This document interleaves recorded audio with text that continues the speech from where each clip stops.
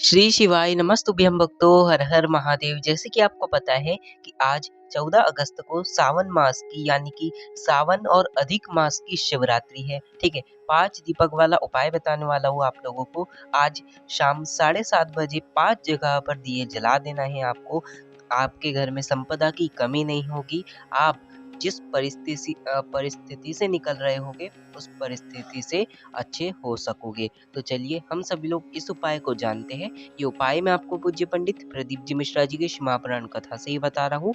तो आइए हम सभी लोग उपाय को जानते हैं। ठीक है, इस वीडियो में मैं आपको टोटल 3 उपाय बताने वाला हूँ। तीनों उपाय सावन शिवरात्रि पर होते हैं, तो अच्छे से सुनकर जाना। ठीक है, पहला जो उपाय होने वाला है ना, पहले उपाय के लिए आप धन संपदा के लिए कर सकते हो। ठीक है, यानी कि आप छोटी सी भी दुकान खोल कर बैठे हो, ठेला लगा रहे हो, आपके पास धन भी नहीं है या फिर व्यापार नहीं चल रहा हो, बहुत कष्ट की जिंदगी आपकी निकल रही हो, तो 5 दिए आपको इस शिवरात्रि पर गुरुजी ने कहा है जलाना है। ठीक है, अधिक मास का महीना चल रहा है और अधिक मास की शिवरात्रि और साथ ही साथ सावन मास की भी शिवरात्रि है। ठीक है, तो आपको 5 दीपक जलाना है। 5 दीपक कैसे? चाहे आप मिट्टी के ले लो, चाहे आप आटे के बना लो। ठीक है, दोनों में से कोई भी 5 दीपक आप लोग तैयार कर लेना।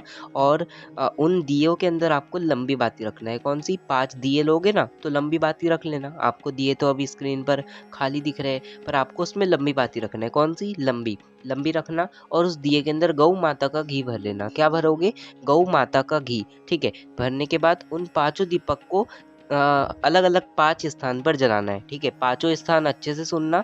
ठीक है, पहला दिया आपको शंकर भगवान की चौखट पर जलाना है। कहाँ पर? चौखट पर। ध्यान से सुन लीजिए, शंकर भगवान की चौखट पर एक दिया लक्ष्मी माता का स्मरण कर कर, श्री शिवाय नमस्तुभ्यं मंत्र का स्मरण कर कर आप लोग एक दिए को जला दीजिए शंकर भगवान की चौखट पर। ठीक है, साइड में कहीं पर भी जला देना। ठीक है, पहला दिया हो गया। अब दूसरा दिया आपको जलाना है बेल पत्र के वृक्ष के नीचे। ठीक है, कहाँ जलाओगे? बेल पत्र के वृक्ष के नीचे। दूसरा दिया, ठीक है, बेल पत्र के वृक्ष के नीचे श्री शिवाय नमस्तुभ्यं कह कर ही भगवान शिव का स्मरण कर कर दिए को जलाकर 2 मिनट श्री शिवाय नमस्तुभ्यं मंत्र का जाप कर कर प्रार्थना कर कर जला देना। ठीक है, जलाने के बाद आपको फिर तीसरा जो दिया रहेगा, तीसरे नंबर का जो दिया है, वो आपको आंवले के वृक्ष के नीचे जलाना है। कहाँ जलाओगे? आंवले के वृक्ष के नीचे। फिर से सुन लीजिए, आंवले के वृक्ष के नीचे। ठीक है, लक्ष्मी माता का स्मरण कर कर श्री शिवाय नमस्तुभ्यं कहकर जला देना। ठीक है, तीसरा दिया हो गया। अब चौथा दिया आपके घर में अगर जहाँ आप पानी पीते हो, ठीक है, जहाँ पर हंडा हो, वहां पर इस दिए को, चौथे नंबर के दिए को, जहाँ पर आरओ लगा हो आपका, जहाँ से आप पानी पीते हो, हंडा हो, मटका हो, वहां पर अपने पितरों का स्मरण कर कर श्री शिवाय नमस्तुभ्यं कहकर उस चौथे दिए को भी जला देना। ठीक है, आप, और मैं आपको एक चीज बताना भूल गया। चौथा दिए को, ठीक है, चौथे दिए को आप अगर किसी नदी तालाब के पास जाकर लगा सकते हो तो अवश्य लगा देना। ठीक है, नदी तालाब आपके घर के पास में ही हो, ठीक है, नदी मतलब पास में ही है, तो वहां जाकर भी आप लोग दिया लगा सकते हो। अगर नहीं जा सकते तो आप अपने घर पर लगाना। ठीक है, दूसरा ऑप्शन, आप अपने घर पर आपका जो मटका है वहां लगाना। अगर नदी तालाब पास में है तो नदी पर अवश्य जाना। ठीक है, समझ आ गया? चौथा दिया भी ऐसे जला देना। अब जो 5वां दिया है वो अपनी चौखट पर, ठीक है, आपके घर की जो चौखट है, मेन जो दरवाजा है, ठीक है, आपको जैसे कि पता है आजकल लोग 2 दरवाजे लगाना शुरू कर लिए हैं। एक सबसे पहले लोहे का गेट आता है, फिर उसके बाद अंदर जाने के लिए एक लकड़ी का भी गेट आता है। अगर आपके घर में भी ऐसे 2 गेट हो तो जो लोहे का गेट है उसके सीधे हाथ पर, यानी कि आप बाहर खड़े रहोगे तो सीधे हाथ पर उस दीपक को श्री शिवाय नमस्तुभ्यं कहकर जला देना। ठीक है, ऐसे 5 दीपक आपको 5 जगह पर इन शिवरात्रि पर जला देना है। गुरु जी ने कहा है जो व्यक्ति भी 5 इन दिए को जला देता है उसके घर में संपदा की कमी नहीं होती है, उसके जो भी कष्ट चल रहा होता है वो सब समाप्त हो जाता है। तो इस उपाय को आप धन संपदा के लिए अवश्य करें। तो ये था गुरु जी का पहला उपाय। अब जानेंगे हम सभी लोग गुरु जी का दूसरा उपाय, जो कि होने वाला है सावन शिवरात्रि का, और बहुत ही अच्छा। ठीक है, इस उपाय को कैसे करोगे? आपको जरूरत पड़ेगी सफेद फूल की। कौन सा फूल? सफेद फूल। और एक सफेद फूल नहीं लेना, आपको बहुत सारे सफेद फूल की जरूरत पड़ेगी। ठीक है, सफेद फूल ढेर सारे लेना। और एक बात का ध्यान रखना, आपको केतकी का पुष्प नहीं लेना है। केतकी का पुष्प भी सफेद कलर का आता है, ध्यान रखना, केतकी का पुष्प मत लेना। ठीक है, आपको जो भी सफ़ेद फूल मिल जाए, ठीक है, वो सफ़ेद फूल ले लेना। उस सफ़ेद फूल बहुत से तरह के आते हैं, तो आप लोग वो सफ़ेद फूल ले सकते हो, पर केतकी का फूल मत लेना, ठीक है, समझ आ गया। आपको सफ़ेद फूल लोगे ना तो थोड़े ज़्यादा लेना और उसकी पंखुड़ियाँ तैयार करना, ठीक है।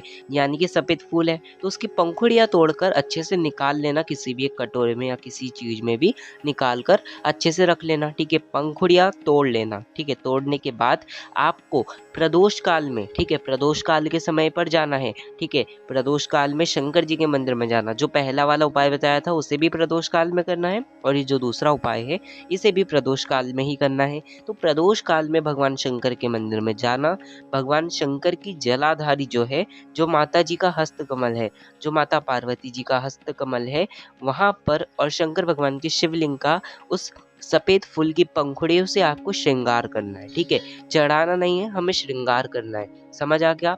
जो पंखुड़ियाँ है उससे हमें श्रृंगार करना है, चाहे आप जैसा भी श्रृंगार कर दो, ठीक है। श्रृंगार आपको बहुत ही सुंदर करना है, जितना सुंदर करोगे उतने शंकर भगवान प्रसन्न होंगे, ठीक है। तो भगवान शंकर का आपको जलाधारी जो है वहाँ पर, और शंकर भगवान की शिवलिंग का श्रृंगार करना है, ठीक है। श्रृंगार कर कर अपनी मनोकामना कहकर भगवान शंकर से आना है। जो व्यक्ति सावन शिवरात्रि, वो भी अधिक मास की शिवरात्रि पर इस उपाय को कर लेता है, तो जो भी उसकी मनोकामना रहती है, जिस कामना से आप इस उपाय को कर रहे हो, वो कामना अवश्य पूरी हो जाती है।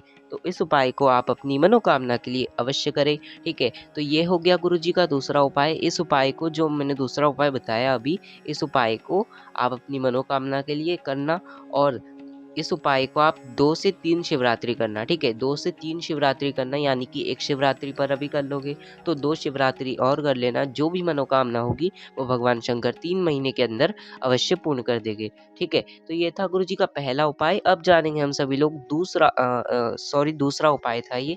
अब जानेंगे हम सभी लोग तीसरा उपाय, ठीक है। तीसरा उपाय बहुत ही आसान है। क्या करना है, मात्र 1 कनेर का पुष्प लेना है। क्या लेना है, कनेर का पुष्प। कनेर का पुष्प आपको आराम से मिल जाएगा, ठीक है। कनेर का पुष्प पीला कलर का आता है, पीला वाला आपको लेना है। कौन सा, पीला वाला कनेर का पुष्प ले लेना है, ठीक है।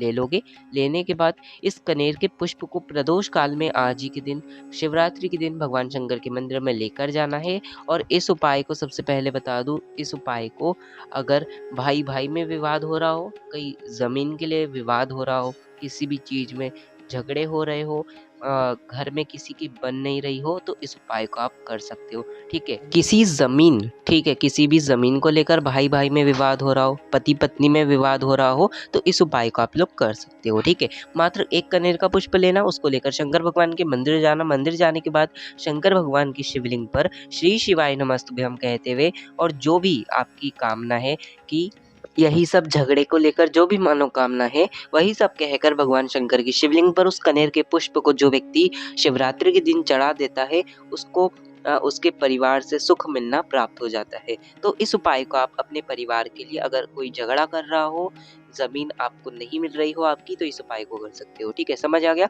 तो ये था गुरुजी का तीसरा उपाय।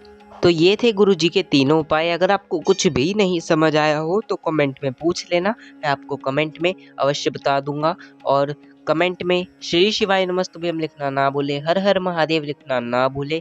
तो बस आज की इस वीडियो में इतना ही। श्री शिवाय नमस्तुभ्यम, हर हर महादेव।